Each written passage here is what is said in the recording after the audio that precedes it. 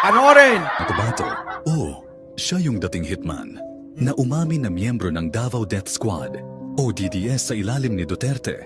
Almost 24 years ako nagserbisyo yung mga DDS.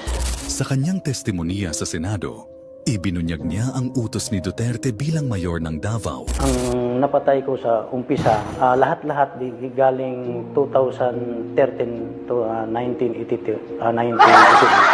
Siguro ng 50. Ala ka, 50 yung pinapatay ni Digong sa kanya. Umamin na itong hitman ni Digong. Ha? Abot daw ng 50 na yung pinatay niya na inutos daw ni Digong. Kita nyo? Isinilaysay rin. Alam nyo naman, si Duterte lang yata walang konsensya.